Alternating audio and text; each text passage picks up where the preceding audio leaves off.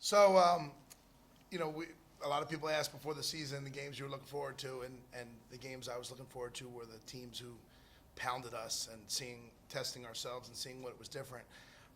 Well, definitely the worst one of last season, not the worst one on the scoreboard because Mike's a nice guy, but the worst performance of the season last year was against Penn at the Palestra.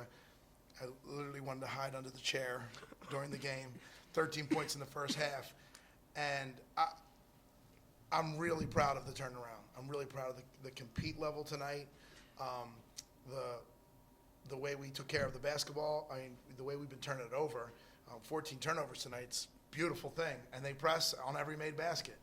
So we took care of the basketball. We had some execution against the zone. It wasn't a good night shooting for us, and that's unfortunate because we played well enough to win the game. Really proud of these two ladies. We've been challenging them to be offensive, to be a presence, to dominate the boards, and to finish with, what was I thinking, 21 rebounds and 19 points between them. If we get that every night, look out. Questions?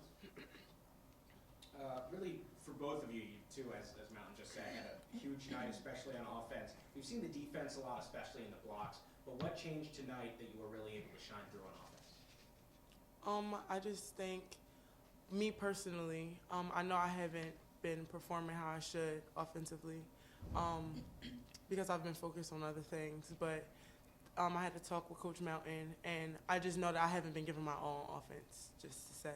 So I was like, I need to step it up and really not focus on scoring, but make that a part of what I'm trying to do as well to help my team offensively, along with my blocks on defense and my rebounds, offense and defense.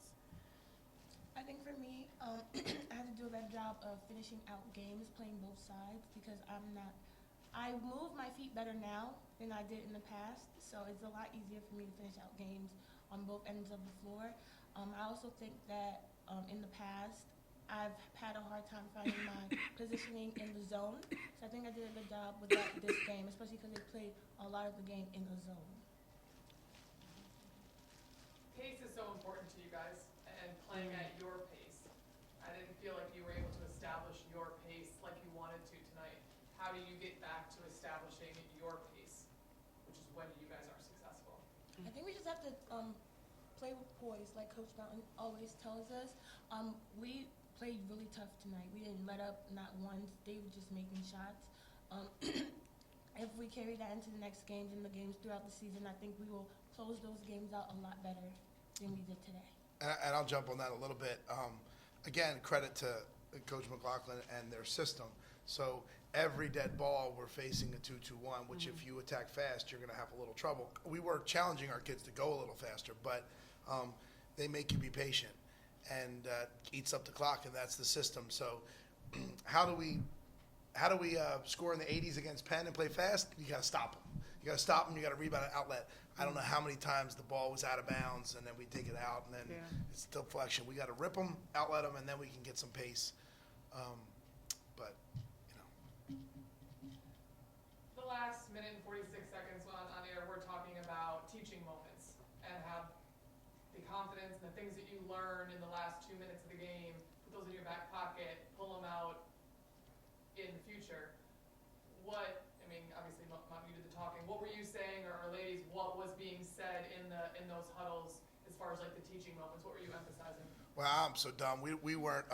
We were trying to still win the game, so I wasn't actually focusing on teaching moments. We were trying to execute late game situations, get into our face guard, press, try to foul the right person, and pull off a miracle. So I wasn't. Those are teaching moments. Yeah, but I'm saying I wasn't.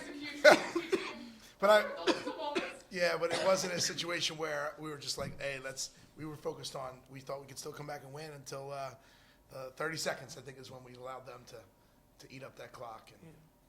And I think it helps our younger kids with situational play. Like when he was calling the timeouts, drawing up plays last minute. I think like the twins, it teaches them a lot more of how to play with the last minute stuff, with the throwing out plays last minute and everything. Hopefully it'll teach your coach how to be a little clearer in those timeouts too. I'll take that. Coming up the next few weeks, you'll really be around here. I mean, the furthest you're traveling is at Ryder, and then obviously the home game stretch starting, especially with the Big Five coming up. What are you going to work on in practices, being here where you're all able I mean, a lot more of what you've seen. We're going to just work on our rebounding and outletting, our pressure defense, our taking care of the basketball. Hopefully, you'll see more pass fakes and shot fakes, which really hasn't been a part of our game. Some better footwork, less traveling with the basketball. But we've been working on those the whole time. So we're going to have more time to do it as the kids go into break coming up. Yeah. Shalina, you're a local Philly kid. I'm not from here. Can you educate me or speak just briefly about what the Big 5 games mean to you, having grown up here? Obviously, you've watched it. You know a lot more than maybe say. So Philly does, having not been here. I mean, it's a really big thing around here. Of course, you want to be Big 5 champions. I don't know. It's kind of hard to describe. It's just like kind of just that thing that's like just unsaid, but like it's just something you want to be on top of. Everybody talks about it. It's just a big thing. So And especially because we all of the Big 5 kids we know each other. We So all they hang around brag. each other. It's bragging rights. It's It just really it's is. everything. I don't think the coaches see it as much as we see it, but it's bragging rights for sure for the. You don't? Coaches. Yeah. Yeah. Yeah. Yeah, that's true. I forget. You know, so for most of the coaches who are in the Big 5 now, I was a high school coach and sent them a lot of players and had relationships before I was on the other side. And then most of the kids in the Big 5 I recruited. So, yeah, I want to win every one of these games really bad.